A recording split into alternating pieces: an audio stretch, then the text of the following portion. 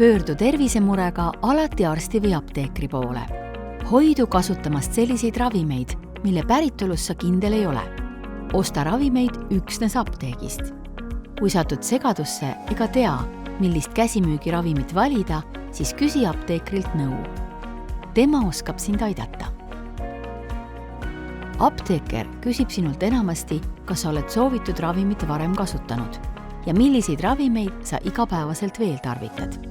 Nii saab ta anda sulle ravimite võtmiseks asjatundliku nõu. Ravimi pakendis on alati infoleht ja ravimi kasutamise juhend, mida on kasulik lugeda.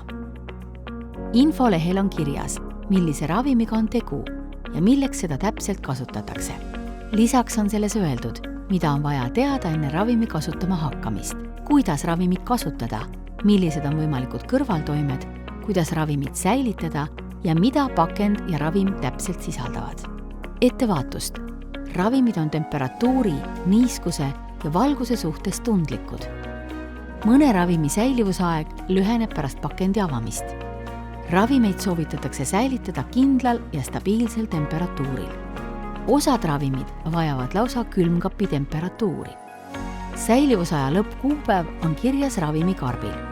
Kui ravimi kõlblikkuse aeg on pärast pakendi avamist piiratud, siis kirjuta karbile ravimi avamiskuupäev. Nii püsib see meeles ja säilivustähtaega on lihtne välja arvutada. Ravimeid tuleb hoida lastele ja loomadele kättesaamatus kohas. Vaata ajakohast ravimiinfot ravimiregistrist. Seal saad mugavalt lugeda ka pakendi infolehte eesti, inglise ja vene keeles. Ole oma tervise huvides tähelepanelik ja loe alati infolehte.